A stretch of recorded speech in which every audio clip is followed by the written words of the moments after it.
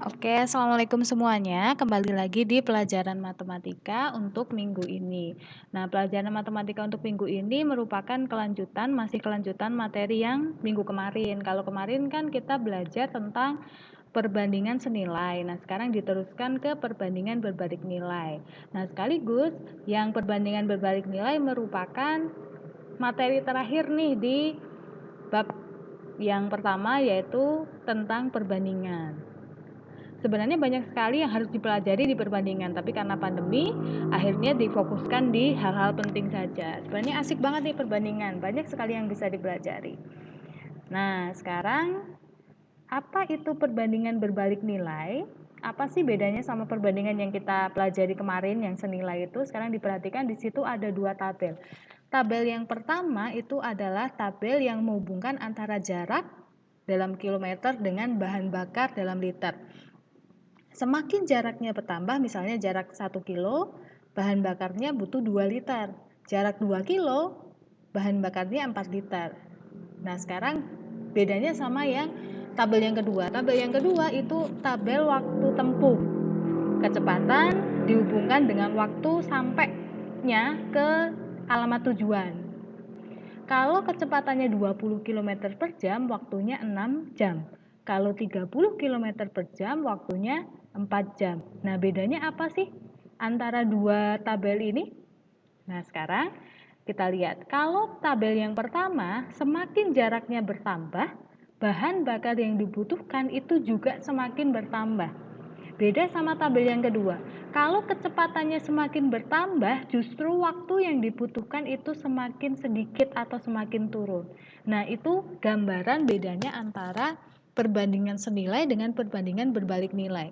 Yang sebelah sini karena dia sama-sama naik gitu kan, kalau yang satu naik, satunya juga naik, itu perbandingan senilai. Kalau perbandingan berbalik nilai, satunya naik justru mengakibatkan satunya turun. Nah, itu perbandingan berbalik nilai. Sekarang dilihat di situ ada beberapa contoh, kalian tentukan coba itu perbandingan senilai atau perbandingan berbalik nilai. Kalian bisa mempause dulu videonya sambil dilihat di kira-kira dulu sendiri, nanti kita cocokkan bareng-bareng. Oke, sudah. Nah, sekarang kita lihat bareng-bareng. Untuk perbandingan yang pertama itu adalah banyak pekerja dengan gaji yang harus dibayarkan. Kira-kira senilai atau berbalik nilai? Nah, senilai. Kenapa senilai? Kan pekerja itu setiap individu memiliki gaji yang sama gitu kan. Kalau pekerjanya ditambah ya berarti gaji yang dikeluarkan oleh si bosnya harus bertambah. Makanya dia termasuk perbandingan senilai. Kalau yang kedua, perbandingan berbalik nilai. Kenapa? Misalnya nih dalam satu proyek itu tukang bangunannya ditambah. Berarti kan waktu pengerjaannya akan semakin berkurang. Nah, makanya yang kedua itu merupakan perbandingan berbalik nilai. Nah, sekarang yang ketiga, banyak kambing dengan waktu persediaan rumput habis. Iya, perbandingan berbalik nilai. Kenapa? Karena semakin banyak kambingnya, maka persediaan rumputnya, misalnya ya, kalau kambingnya 5, persediaan 1 truk itu cukup untuk 1 bulan. Kalau kambingnya ditambah, sama-sama mendatangkan nanti 1 truk rumput, itu kan berarti nggak sampai 1 bulan, kurang dari itu lah, makanya itu masuk ke perbandingan berbalik nilai.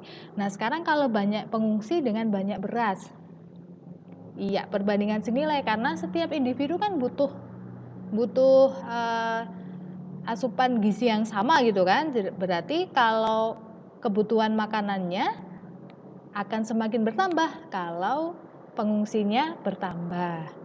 Nah, sekarang bagaimana menyelesaikan perbandingan berbalik nilai? Misalnya gini, Yudi punya 10 ekor kambing, persediaan pakan cukup untuk 12 hari. Jika pada hari itu kambing Yudi laku 2 ekor, berarti kambingnya berkurang karena laku kan? Maka persediaan pakan akan cukup untuk berapa hari?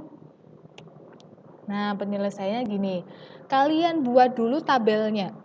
Sederhana nggak apa-apa, yang penting kalian bisa membedakan jumlah kambing pertama, pasangan waktunya berapa gitu, biar tidak terbalik. Nah, Pada saat jumlahnya 10, waktunya itu 12 hari. Kan laku 2, berarti kan 10 dikurangi 2 sama dengan 8, waktunya kita belum tahu. Nah, bedanya sama perbandingan senilai itu gini. Kita tulis dulu harinya, jumlah kambingnya, 10 per 8. Kemarin kan gini, sama dengan, nah, kalau yang kemarin senilai itu kan berarti 12-nya juga harus urut sama 10. Kalau berbalik nilai justru 12-nya di bawah, jadinya dibalik, itu berbalik nilai itu seperti itu. N-nya kita taruh di atas. Terus pakai cara yang kemarin, kita kali silang. Nih, 8 dapat N kan, 8 kali N sama dengan 10 kali 12. Ketemu 8 kali N sama dengan 8N sama dengan 10 kali 12, 120. Terus sama-sama dibagi 8, karena kita kan butuh di sini N. Nah, gini nulisnya nggak apa-apa, daripada kalian nulis satu-satu per 8, sini per 8 sama saja. Geret, garis dibagi 8. 8N dibagi 8, N 120 dibagi 8 ketemu 15, sehingga persediaan pakan itu akan cukup untuk 15 hari. Gitu caranya, bedanya di sebelah sini pada saat menempatkan angka-angkanya di proporsi ini. Gitu ya, di sama dengannya ini. Nah, sekarang contoh yang kedua. Itu ada gambar kereta. Batas aman kecepatan sebuah kereta itu 250 km per jam. Kereta itu biasanya berangkat ke kota Surabaya dengan kecepatan 200 km per jam, waktu tempuhnya 1 jam 30 menit. Terus karena ada kendala teknis, kereta itu harus mengalami penundaan selama 15 menit.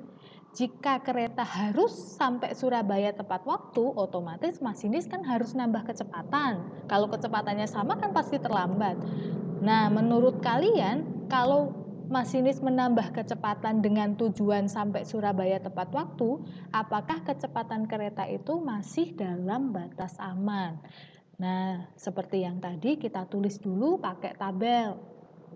Yang sini kecepatan, sini waktu. Kecepatannya 200 dalam waktu 1 jam 30 menit kan 90 menit.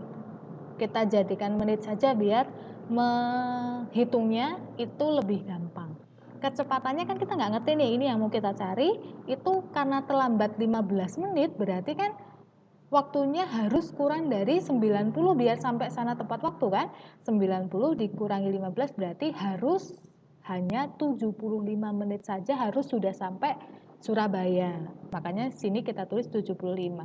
Sama kayak tadi, kita tentukan 200 per N sama dengan 200.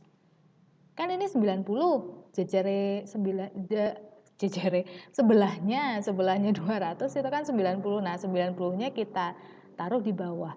Terus yang atas itu adalah 75. Sama kayak tadi dikali silang. N kali 75, 200 dapat 90. 75N sama dengan 18.000. Sama-sama dibagi 75. 75N dibagi 75N, 18.000 dibagi 75, 240. Nah, tadi itu kan keterangannya batas aman kecepatan kereta adalah 250 km per jam, berarti nggak masalah. Jadi kecepatan kereta itu masih dalam batas aman karena bisa ditambah 240 km per jam kecepatannya. Ditambah jadi 240 km per jam kan masih di bawah 250. Jadi aman.